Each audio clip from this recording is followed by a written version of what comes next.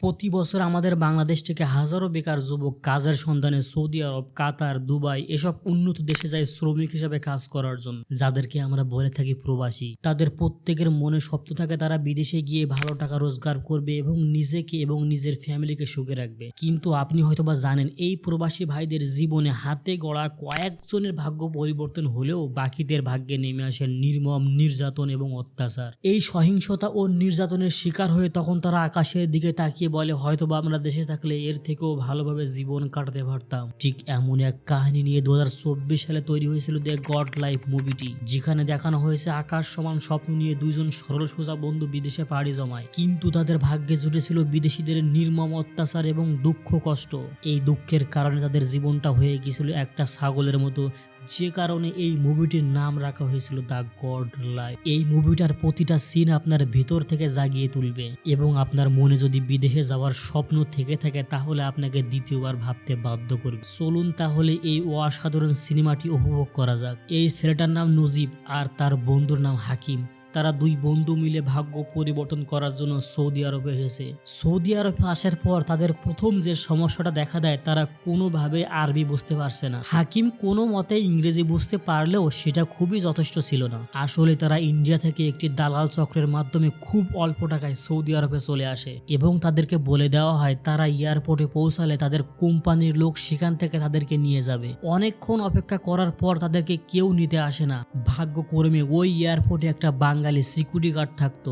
এই সিকিউরিটি গার্ডের মাধ্যমে তাদের পাসপোর্টে থাকা নাম্বার দিয়ে কোম্পানির কাছে ফোন দিলে ওপার থেকে কোনো রেসপন্স আসে না। এরপর কিছুক্ষণের মধ্যে ওই এয়ারপোর্টে একটা আরবিয়ান লোক এসে কিছু একটা খোঁজাখুঁজি করে। নজিব আর হাকিম মনে করে তাদের কোম্পানির লোক হয়তোবা তাকে খোঁজার জন্য এখানে আসছে। এই জন্য নজিব আর হাকিম তারা নিজেরাই ওই লোকের কাছে গিয়ে তাদের সমস্যার কথা খুলে বলে এবং তাদের পাসপোর্ট দেখায়। আরবিয়ান লোকটা তাদের পাসপোর্ট দেখে হাকিম আর নজিবকে একটা গাড়ির কাছে নিয়ে যায়। এরপর নজিব ওই আরবিয়ান লোকের কাছে একটু পানি চাইলে লোকটি তাকে দূর দূর করে সেখান থেকে তাড়িয়ে দেয় এবং বলে তোমরা গাড়ির পিছনে গিয়ে বসো।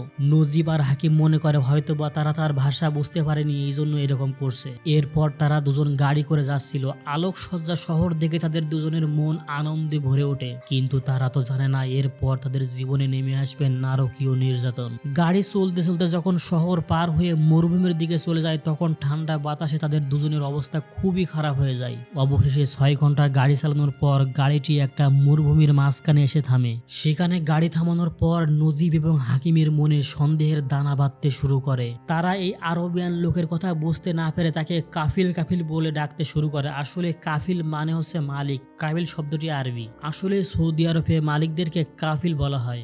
নজিব এবং হাকিম তাদের কাফিলকে বারবার জিজ্ঞাসা করে তাদেরকে এখানে কেন নিয়ে আসা হয়েছে, তাদের কোম্পানি কোথায়। ঠিক তখনই হাকিমকে সেখানে একটা খামারের কাছে বুঝিয়ে দেয় এবং নজিবকে গাড়িতে উঠে বসতে বলে, কিন্তু নজিব গাড়িতে উঠতে রাজি হয় না। সে বারবার জিজ্ঞাসা করে তাদের কোম্পানি কোথায় এবং তাদেরকে কোথায় নিয়ে যাওয়া হচ্ছে। এরপর আরবিয়ান লোকটি নজিবের উপর চাবুক মারতে শুরু করে।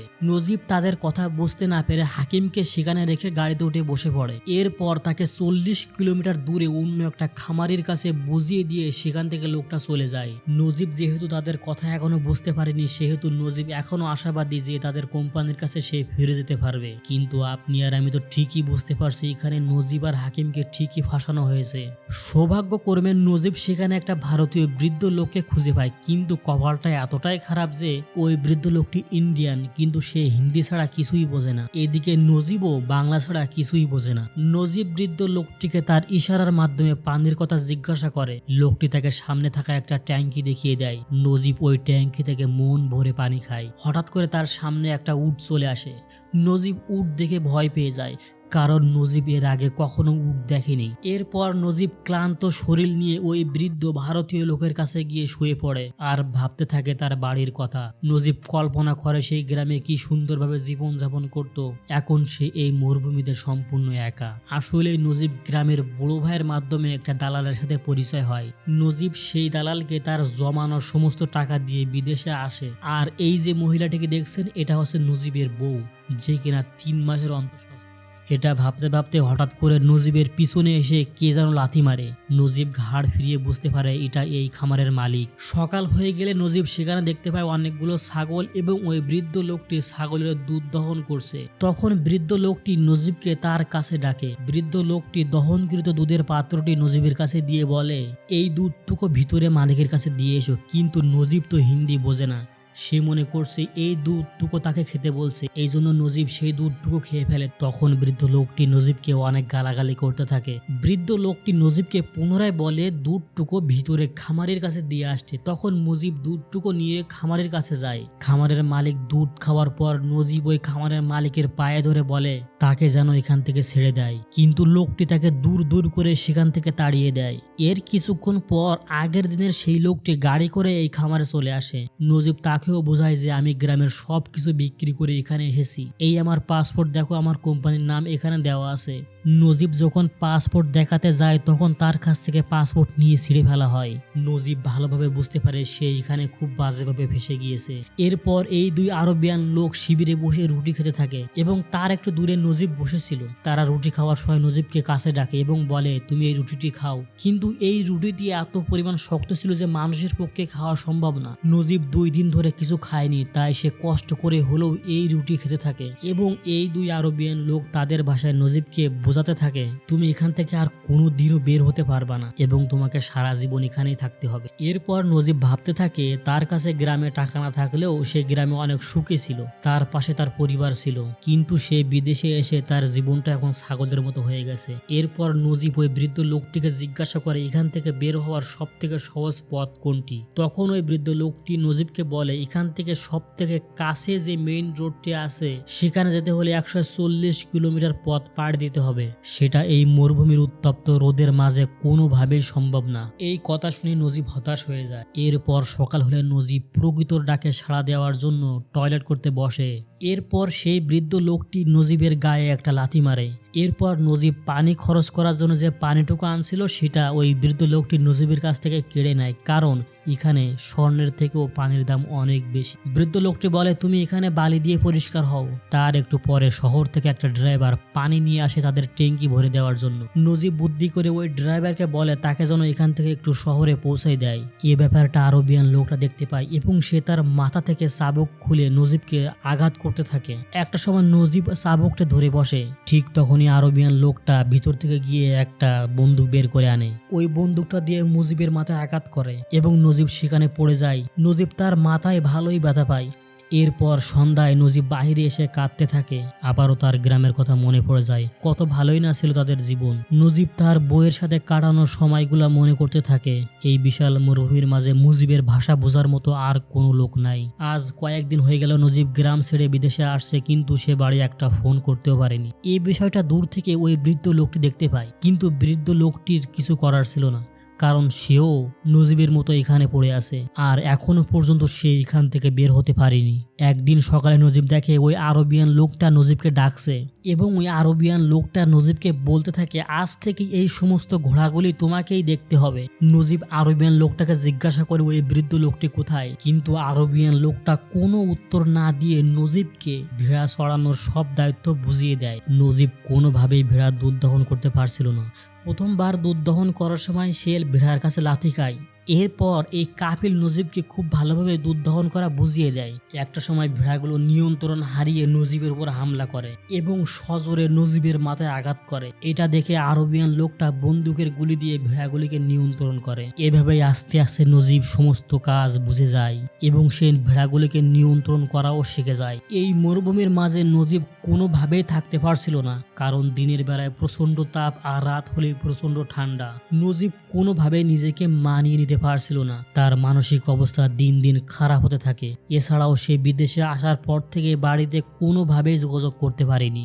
এরপর নজিব অসুস্থ হয়ে মরুভূমির মাঝে পড়ে থাকে। ঠিক তখনই আরবিয়ান লোকটা তার কাছে এসে তাকে একটু পানি খেতে দেয়। এরপর শেষবারের মতো নজিব আরবিয়ান লোকটার কাছে রিকোয়েস্ট করে তাকে বাড়ি পাঠানোর জন্য, তাকে গ্রামে ফিরিয়ে দেওয়ার জন্য, কিন্তু আরবিয়ান লোকটা তাকে আবারও দূর দূর করে সেখান থেকে তাড়িয়ে দেয়। এভাবেই সেখানে 9টা মাস কেটে যায়। অনেক দিন পর শহর থেকে একটা ট্রাক আসে এই ভেড়াগুলির অতিরিক্ত পশম কিনে নেওয়ার জন্য। নজিব আস্তে আস্তে ওই ট্র্যাকের কাছে যায়। ট্র্যাকের লুকিং গ্লাসে তার চেহারাটা দেখে নজিব কোনোভাবেই চিনতে পারছিল না।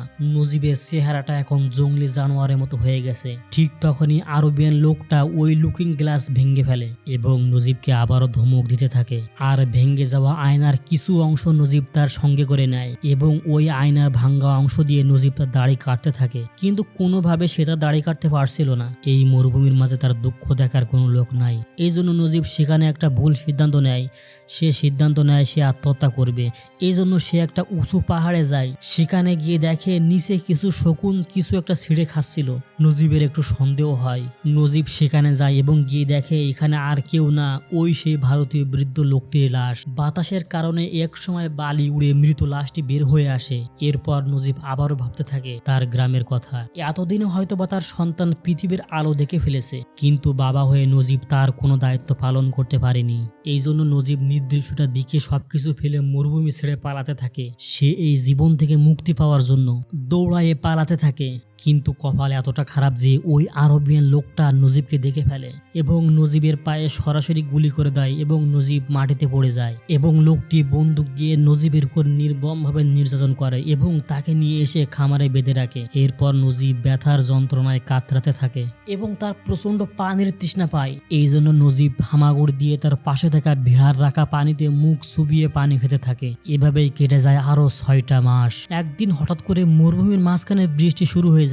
বৃষ্টির সাথে শিলা বৃষ্টিও পড়তে থাকে। এই জন্য নজিব ভেড়াগুলোকে নিয়ে পাহাড়ের এক গুহার ভিতরে চলে যায়। পাহাড়ের গুহার ভিতরে নজিব গিয়ে দেখে সেখানে একটা সুড়ঙ্গ আছে। ওই সুড়ঙ্গর পাশ ধরে ওপাশে গেলেই নজিব দেখতে পায় সেখানে আরো একটা লোক এবং ওই লোকটি নজিবকে দেখে নজিবের কাছে আসতে থাকে। কাছাকাছি আসতেই নজিব দেখতে পায় এটা আর কেউ না, তার বন্ধু হাকিম, যার সাথে সে সৌদি আরবে আসছিল। অনেক দিন পর দুই বন্ধু দুজনকে দেখে জড়িয়ে ধরে এবং নিজেদের মাতৃভাষায় তাদের উপর হওয়া সমস্ত নির্যাতনের কথা বলতে থাকে। কিছুক্ষণের মধ্যে হাকিম দেখতে পায় তার কাফিল গাড়ি নিয়ে খামারের দিকে যাচ্ছে। এজন্য হাকিম নজিবকে সেখানে ফেলে দ্রুত সেই শিবিরে চলে যায়। কিছুদিন পর হাকিম নজিবের কাছে একটা চিঠি পাঠায় যাতে লেখা ছিল হাকিম নাকি কিছুদিন আগে এই কাফেলার সঙ্গে এখানে এসেছে। তার সাথে আফ্রিকান একটা লোক আছে এবং তারা সবাই মিলে এখান থেকে পালানোর একটা প্রোগ্রাম করছে। আর ওই আফ্রিকান লোকটি এখানকার সমস্ত রাস্তাঘাট চেনে। এই চিঠি পড়ে নজিব খুবই আনন্দ পায় এবং নিজেকে পুনরায় বাঁচানোর স্বপ্ন দেখে। এভাবে আরো কয়েক মাস কেটে যায়, কিন্তু তাদের পালানোর কোনো সুযোগ আসে না। একদিন হঠাৎ করে হাকিম ওই আফ্রিকান লোকটিকে নজিবের সাথে পরিচয় করিয়ে দেয়। আর এই আফ্রিকান লোকটির নাম কাদরি। হাকিম ও নজিবকে ভালোভাবে বুঝিয়ে দেয় আজ থেকে 2 দিন পর তাদের কাফিল শহরে তাদের এক বন্ধুর মেয়ের বিয়ের দাওয়াতে যাবে। ঠিক তখনই মরুভূমিতে তারা 3 জন ছাড়া আর কেউ থাকবে না, আর সেটাই হবে তাদের পালানোর সঠিক সময়। এদিকে নজিব সেখানে অনেক দিন ধরে থাকার কারণে তাদের কাফিল বুঝতে পারে নজিব এখান থেকে আর পালিয়ে যেতে পারবে না। এই জন্য নজিবের কাছে সমস্ত দায়িত্ব বুঝিয়ে দিয়ে নজিবের কাফিল সেখান থেকে চলে যায়। নজিব এই সুযোগের অপেক্ষায় ছিল। অনেক দিন ধরে নজিব গোসল না করার কারণে আজকে সে মন ভরে পানি খরচ করে গোসল করছে এবং নজিব শেষবারের মতো আদর করে সেই ভেড়া এবং ছাগলগুলিকে খাওয়াই দিয়ে যায়। কিছুক্ষণের মধ্যে সেখানে কাদরি এবং হাকিম চলে আসে। তারা সেখান থেকে বেরিয়ে পড়ে জীবন বাঁচানোর উদ্দেশ্যে। তাদের প্রায় 1 সপ্তাহ হাঁটার পথ পাড়ি দিতে হবে। এভাবে হাঁটতে হাঁটতে একসময় রাত হয়ে যায় এবং তাদের অনেক তৃষ্ণা পায়। এই জন্য কাদরি রাতের বেলা চুরি করে একটা খামারে যায় পানি চুরি করে আনার জন্য, কিন্তু সামান্য শব্দের কারণে তাদের ওই খামারিয়ার রক্ষিতা তাদেরকে দেখে ফেলে এবং তাদেরকে ধরার জন্য তাড়াতে থাকে। তারা কোনো মতে সেখান থেকে বেরিয়ে যায়। পরদিন সকালে তারা আবারও হাঁটতে থাকে। প্রচন্ড পানির তৃষ্ণায় হাকিম দেখতে পায় তার সামনে একটা উট পানি খাচ্ছে এবং হাকিমও পানি খাওয়ার জন্য সেই দিকে রওনা দেয়, কিন্তু কাদরি তাকে বারণ করে। সে বলে মরুভূমির মাঝে প্রায় গরম উত্তপ্তের জন্য এইরকম ভ্রম দেখতে পাওয়া যায়, কিন্তু হাকিম তার কোনো কথা না শুনে সেই দিকে দৌড়াতে থাকে। হাকিম যতই ভ্রমের কাছে যেতে থাকে ততই যেন সেটা দূরে চলে যায়। এক সময় হাকিম দেখতে পায় সেখানে একটা মরা উট পড়ে আছে। এটা দেখে হারিম প্রচন্ড ভয় পেয়ে যায় এবং সে আবার পুনরায় ফিরে আসে। মরুভূমির মাঝখানে হাকিমের সাথে সবাই আসরের নামাজ পড়তে দাঁড়ায়। ঠিক তখন দেখা যায় পিছন থেকে অনেকগুলা মরুভূমির সাপ তাদের আক্রমণ করে। কাদরি এবং হাকিম সেখান থেকে উঠতে পারলেও নজিব সেখানে থেকে যায়। কাদরি নজিবকে বলে তুমি কোনোভাবে নড়াচড়া করো না, ওখানে স্টিল হয়ে দাঁড়িয়ে থাকো। এরপর সাপগুলো নজিবকে জড় পদার্থ ভেবে তার পায়ের উপর দিয়ে চলে যায়, কিন্তু মরুভূমির উত্তপ্ত বালির মাঝে অনেকক্ষণ দাঁড়িয়ে থাকার কারণে নজিবের পায়ে ঠুসকা পড়ে যায়। কাদরি তার গায়ের জামা খুলে নজিবের পায়ে সুন্দরভাবে পেঁচিয়ে দেয়। এভাবে মরুভূমির মাঝে চলতে চলতে তারা 4টা দিন পার করে ফেলে। ক্ষুধা ও তৃষ্ণায় ডিহাইড্রেশনে ভোগার কারণে নজিব তার মানসিক শক্তি হারিয়ে ফেলে। এরপর আমরা দেখতে পাই হাকিম আবারও মানসিক শক্তি হারিয়ে ফেলে। সে দেখতে পায় সামনে অনেকগুলা শহর। হাকিম সেদিকে আবারও দৌড়তে থাকে। একটা সময় হাকিম দেখতে পায় সেখানে কোনো শহর নেই, শুধু মরুভূমি আর মরুভূমি। এবং হাকিম মানসিক শক্তি হারিয়ে ফেলে সে ওই মরুভূমির উত্তপ্ত বালি খেতে থাকে।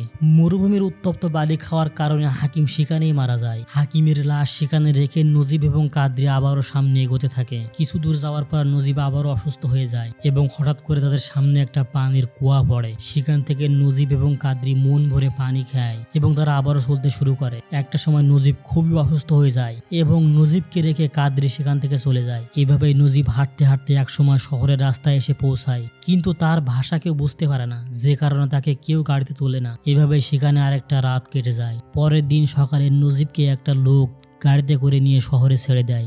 নজিব ওই আরবিয়ান লোকটাকে আকুতি মিনতি করে তাকে কৃতজ্ঞতা প্রকাশ করে এবং নজিব আবারও শহরে পাগলের মতো ঘুরতে থাকে। নজিবের এই দৃশ্য ইন্ডিয়ার এক কমিউনিটি দেখে। এই ইন্ডিয়ান কমিউনিটি নজিবকে প্রাথমিকভাবে চিকিৎসা দিয়ে তাকে সুস্থ করে তোলে এবং সেখানকার নিয়ম অনুযায়ী তাকে পুলিশের কাছে সমর্পণ করে। পুলিশের মাধ্যমে নজিব ঠিকই তার গ্রামে ফিরে আসে, কিন্তু গ্রামে ফিরতে পারলেও নজিবের সাথে 4টা বছরের নির্যাতন নজিব কখনোই ভুলতে পারবে না। তারপরেও নজিব মনে মনে অনেক খুশি, কারণ সে তার গ্রামে ফিরে যেতে পারছে। আর এখানে এই মুভিটি শেষ হয়ে যায়।